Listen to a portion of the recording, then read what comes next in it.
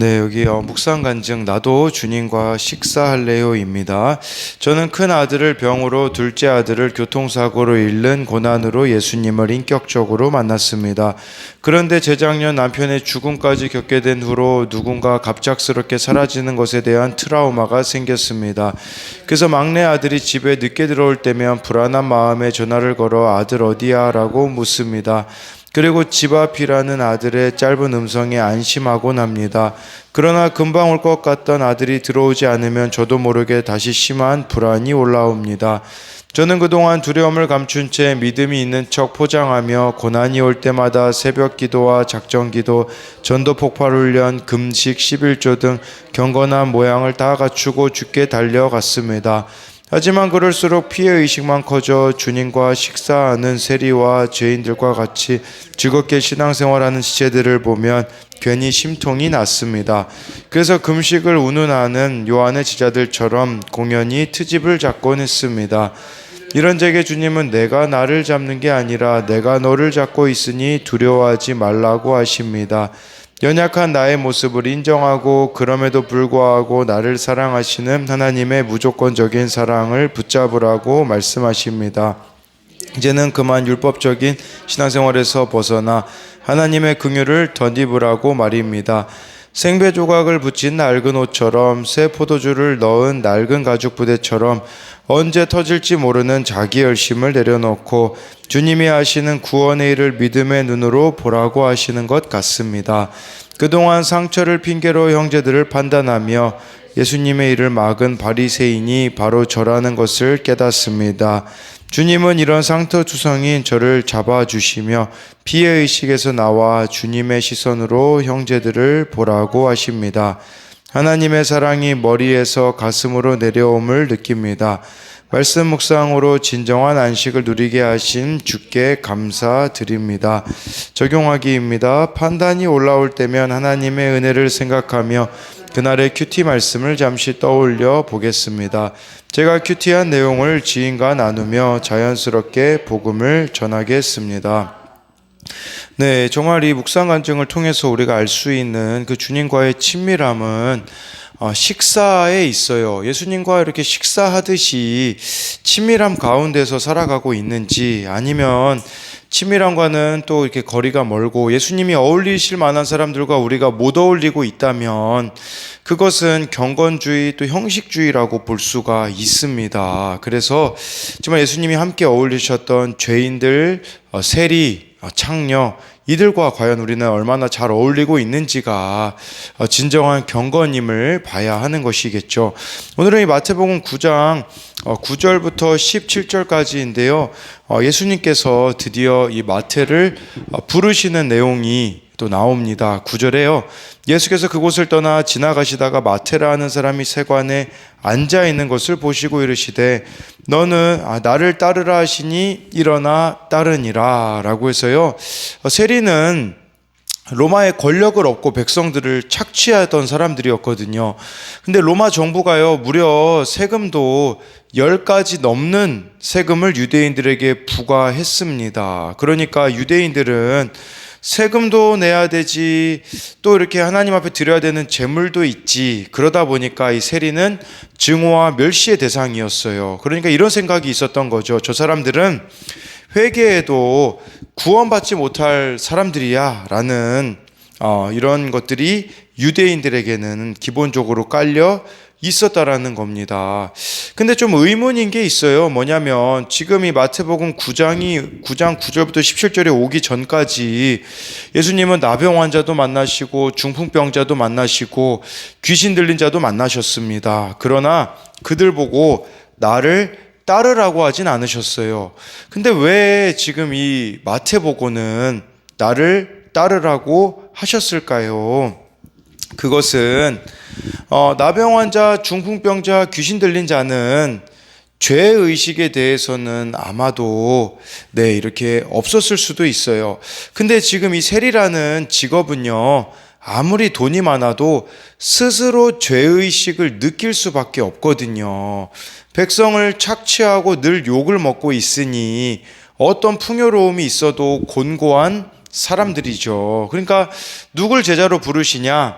자신이 죄인임을 절감하는 사람들을 예수님은 제자로 부르신다라는 사실입니다. 그래서 이 구절에 대해서도 적용 질문으로는 나는 병 고침 등 문제 해결의 기적보다 주님이 나를 불러주시는 사건이 더 큰 기적임을 알고 감사하나요? 라고 해서 정말 죄인임을 이렇게 자각하는 자를 제자로 부르신다라는 것을 우리가 기억해야 되는 것이겠죠.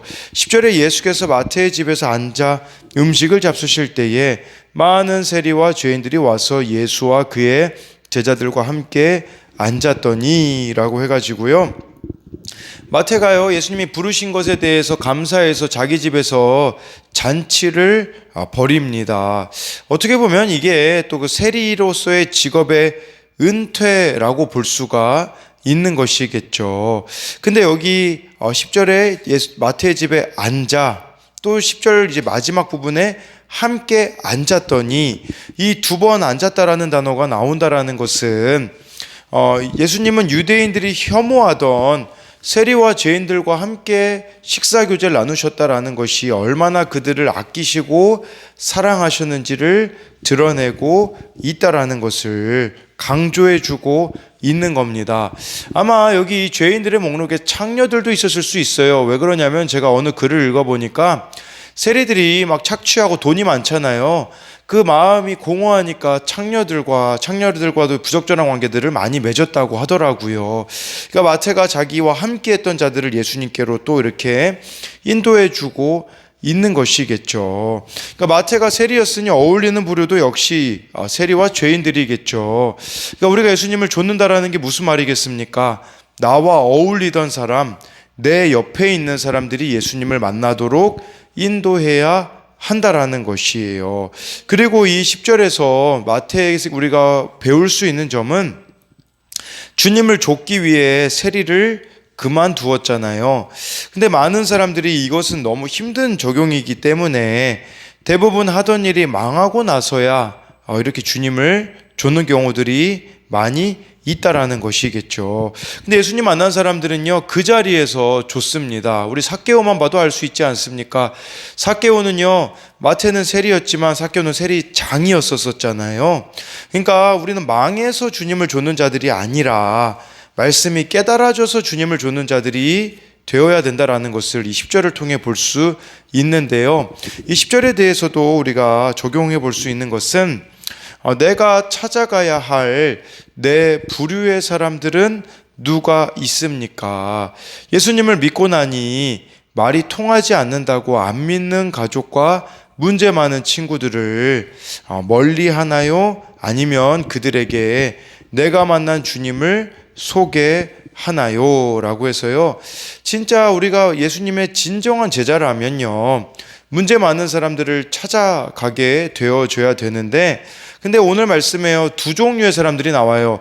바리새인이 나오고 세례 요한의 제자들 같은 경우는 절대로 이런 사람들을 가까이 하려고 하지 않는 모습이 나오는데, 그게 바로 11절에 나옵니다. 바리새인들이 보고 그의 제자들에게 이르되 어찌하여 너희 선생은 세리와 죄인들과 함께 잡수시느냐라고 해가지고요, 어찌하여를 남발하고 있어요. 근데요, 이거는 바리새인들만 어찌하여를 이렇게 말하는 것이 아니라 이따가 뒷부분에 보면요, 세례 요한의 제자들도 어찌하여를 또 이렇게 남발하고 있거든요. 그러니까 어찌하여 세리와 죄인들과 밥 먹을 수 있냐고 이렇게 말할 게 아니라 어찌하여 내 옆에 그런 사람들이 모이지 않느냐를 우리는 애통할 수 있어야 된다라는 거예요.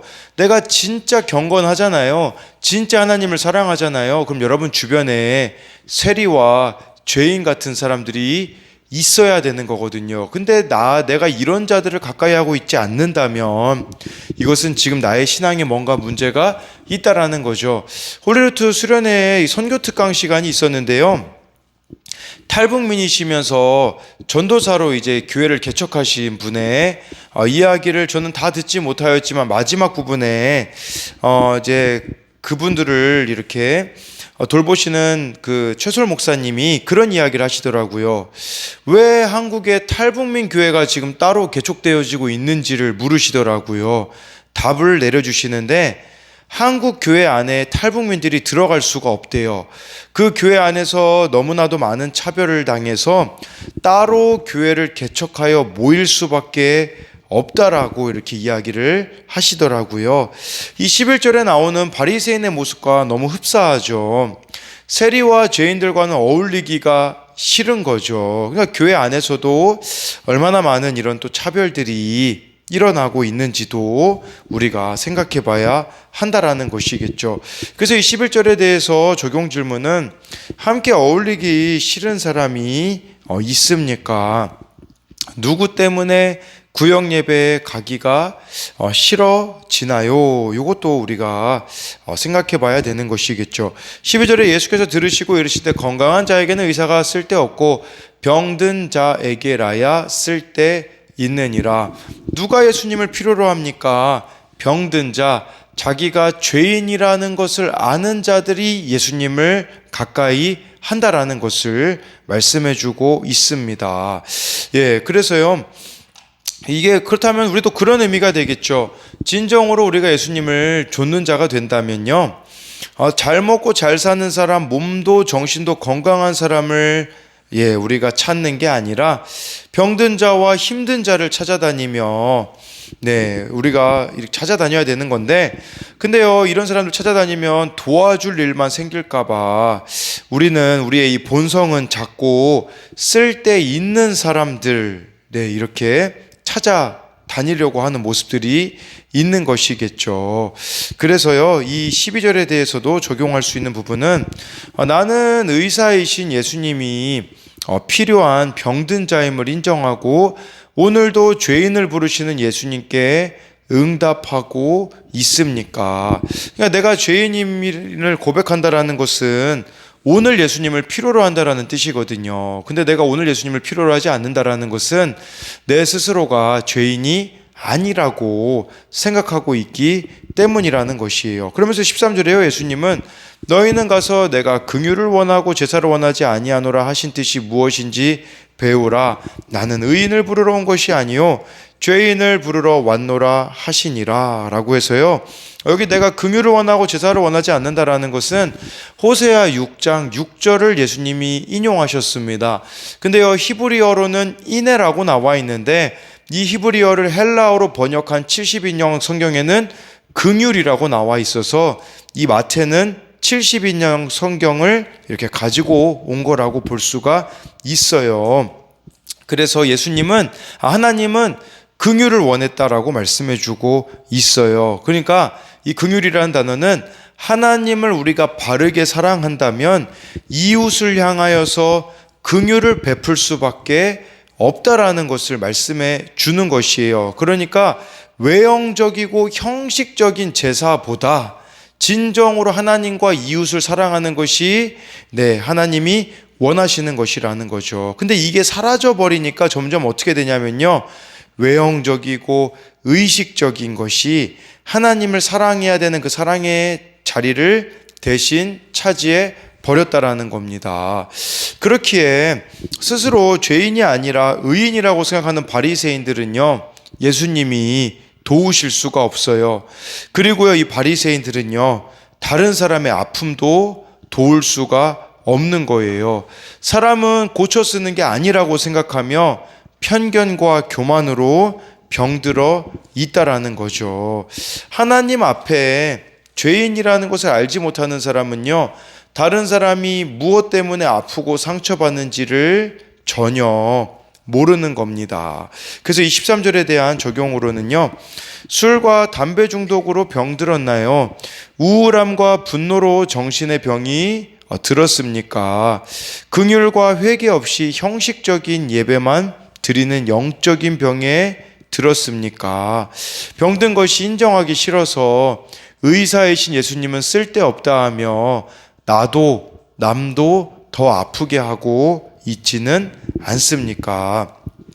근데요, 이제 14절에 보니까요, 이제 바리새인들도 어찌하여를 남발했는데 세례 요한의 제자들도 어찌하여를 남발합니다. 14절에 그때 요한의 제자들이 예수께 나와 이르되 우리와 바리새인들은 금식하는데 어찌하여 당신의 제자들은 금식하지 아니하나이까. 이 어찌하여를 봐야 돼요. 우리가 정말 예수님과 바르게 관계를 맺는다면 이렇게 불평불만을 할 수가 없거든요. 이 어찌하여가 사실은 불만스러운 거예요. 불만족. 그리고 다른 사람들 보면서도 자꾸 어찌하여를 이렇게 남발하고 있는 것이겠죠.